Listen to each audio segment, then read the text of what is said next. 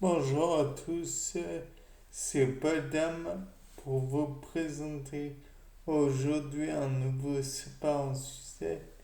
Et aujourd'hui, je voudrais revenir sur l'idée que les pattes des lézards, Jésus-Christ, Basiliscus, je ne sais plus quoi, euh, sont tout à fait planes. À mon avis, si l'on s'en réfère au fluide non newtonien, ce qui fait que le fluide non newtonien soit dur ou fluide au contraire, c'est naturellement la façon dont est impacté le coup sur, sur la surface. Certes, il faut mieux la répartir pour éviter que cela se fluidifie, mais aussi ce que l'on peut envisager, c'est que l'eau pénètre plus facilement entre deux éléments. Certes, on voit les éléments qui sont plus, plus solides. Donc on se dit, c'est solide, donc ça le restera. Puis on voit en prenant le fluide en main que celui-ci dégouline. Donc on se dit que finalement le fluide n'est pas si solide que ça. Donc si en revanche on le maintenait dans des logettes, telles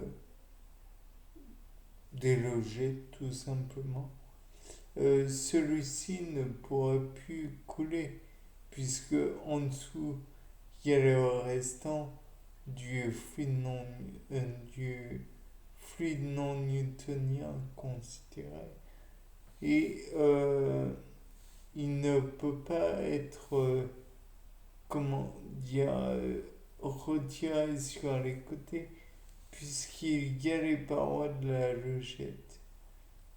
Au-dessus, ce n'est pas possible non plus. Donc, on peut dire que ça fait comme un effet ventouse. De là, on peut dire que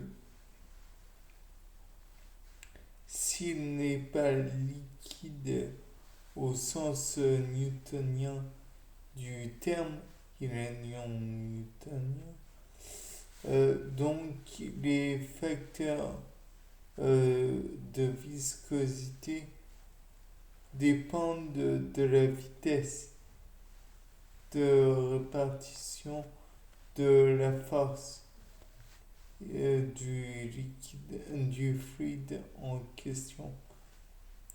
Or, on empêche de le répartir, donc le fluide reste instable, donc il ne peut pas changer de statut et donc même s'il était à la base liquide, il ne peut plus s'écouler, donc il reste stable. Donc le lézard Jésus-Christ peut avancer sans problème au fil de sa démarche.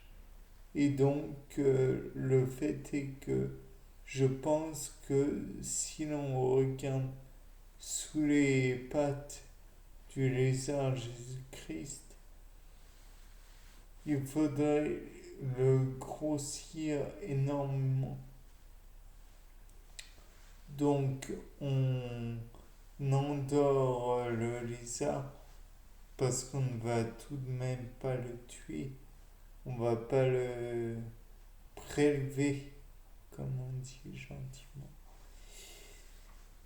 Et on observe le dessous de ses pattes avec un microscope à balayage, étant donné que celui-ci pourrait observer éventuellement les surfaces, afin de permettre de voir si oui ou non la surface est, disons, légèrement poreuse, mais poreuse sans trop de part et d'autre de la pâte, juste faire des renfoncements dans la pâte. Peut-être est-ce aussi uniquement parce que la pâte est souple. Dans ce cas, la surface en question est tendue et peut se déformer au moindre contact avec l'eau et donner ainsi la fameuse portance que j'espère montrer. Bien, c'était pas le dame pour un nouveau séquence. Au revoir.